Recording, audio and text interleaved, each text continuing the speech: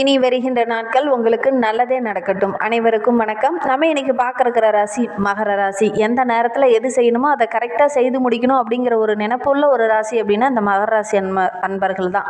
முயலுக்கும் ஆமைக்கும் ஒரு பந்தயம் வச்சாங்கன்னா ஆமை அப்படியே மெல்ல போய் அந்த பந்தயத்தில் வெற்றி பெறுது மாதிரிங்களா, அந்த மாதிரி தான் மகர ராசி என்பர்கள் ஒரு முடிவு எடுத்தாங்க அப்படின்னா ரொம்ப யோசிச்சுக்கிட்டே இருப்பாங்க. ஆனால் ஃபைனலாக பார்த்தீங்கன்னா ஆமை மாதிரி வெற்றி பெறக்கூடிய ஒரு அமைப்புள்ள ஒரு ராசி தான். இறுதியில் என்னமோ மகர ராசி என்பர்கள் தான் வெற்றி பெறுவாங்க. பொதுவாகவே இந்த ராசியில் பிறந்தவங்க ரொம்ப சிறப்பாக சிந்திக்கக்கூடியவங்க அப்படின்னு சொல்லலாம். ரொம்ப பொறுமைசாலிங்க. ஏன்னா நில ராசி, சனிக்குரிய ராசி அப்படிங்கிறதுனால கொஞ்சம் மந்த புத்தி கொஞ்சம் அதிகமாகவே இருக்கும். படிப்பு வேலையாகட்டும் டக்குன்னு ஒரு முடிவு எடுக்க மாட்டாங்க.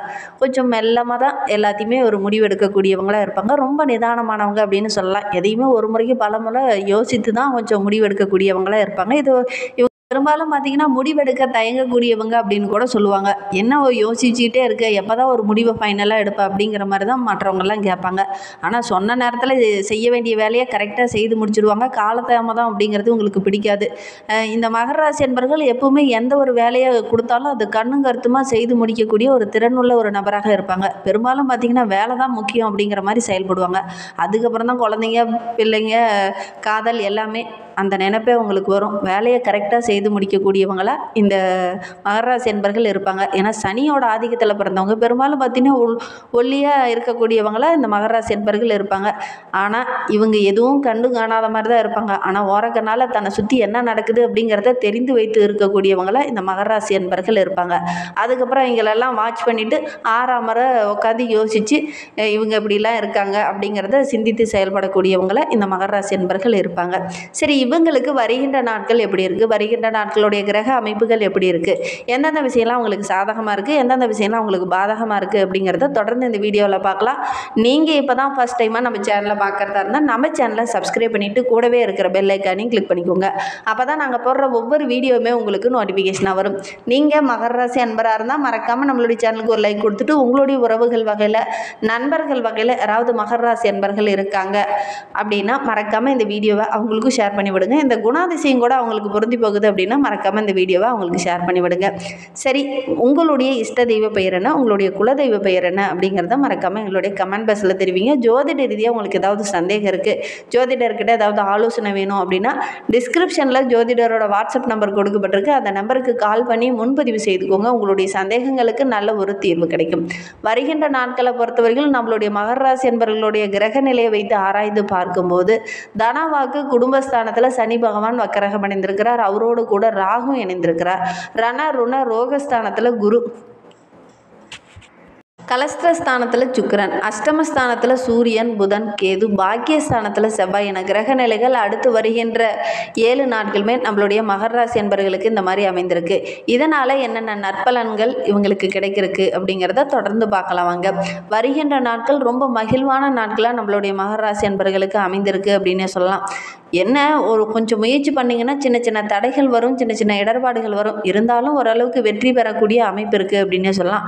வெளிவட்டாரத்தில் உங்களுடைய மதிப்பு படிப்படியாக அதிகரிக்க போகுது. உங்களுடைய பேச்சுக்குன்னு தனி ஒரு மதிப்பு இந்த காலகட்டத்தில் வரும் அப்படின்னே சொல்லலாம். மற்றவங்க என்ன நினைப்பாங்க அப்படிங்கிற ஒரு நினைப்பு இருந்தது இல்லையா, அந்த நினைப்பு இந்த காலகட்டத்தில் வராது. ரொம்ப தைரியமாக ஒவ்வொரு விஷயத்துலையும் சிந்தித்து செயல்படுவீங்க. ஓரளவுக்கு சாதகமான பலன் இந்த காலகட்டத்தில் உங்களுக்கு கிடைக்கும் அப்படின்னே சொல்லலாம். என்ன ஒன்று, உங்களுடைய உடைமையை பத்திரமா பார்த்துக்கோங்க. வெளியில் எங்கேயாவது போகும்போது, வண்டி வாகனத்தில் போகும்போது, இதை வெளியில் போனீங்கன்னா உங்களுடைய பொருளை பத்திரமா பார்த்துக்கோங்க. ஏன்னா களவு போகிறதுக்கான சூழ்நிலையெல்லாம் இருக்குது. அதே மாதிரி வண்டி வாகனத்தில் செல்லும் போதும் ரொம்ப கவனமாக இருக்கணும். தொழிலில், வியாபாரத்தில் வேகமான போக்கு இந்த காலகட்டத்தில் இருக்கும். சுறுசுறுப்பாக செயல்படுவீங்க.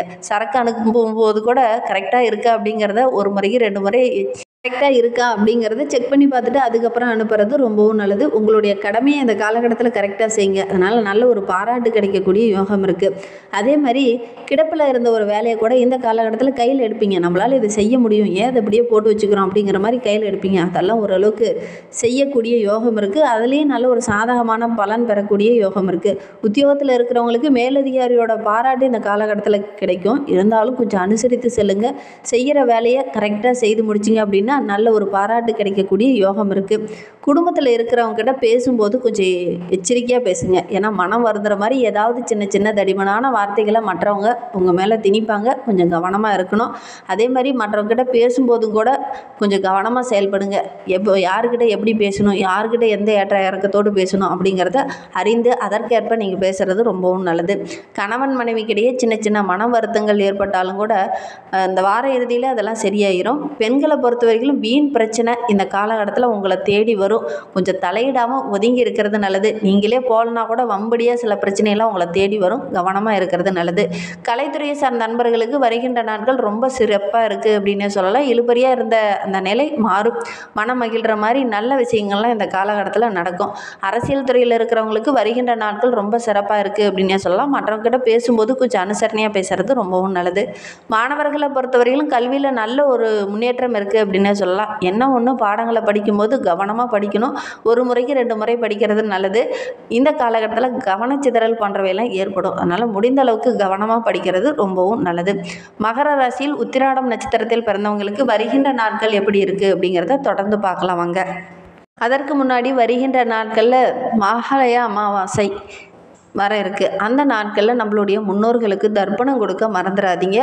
முன்னோர்களுக்கு இந்த 15 நாட்களுமே தர்ப்பணம் கொடுக்கலாம். ஏன்னா மற்ற அமாவாசைகளை விட இந்த அமாவாசைக்குன்னு ஒரு தனி சிறப்பு இருக்குது. அதுதான் மகாலயபட்ச அமாவாசை. இந்த அமாவாசையில் நம்ம தர்ப்பணம் கொடுத்தோம் அப்படின்னா முன்னோர்களுடைய ஆசி பரிபூரணமாக கிடைக்கும்.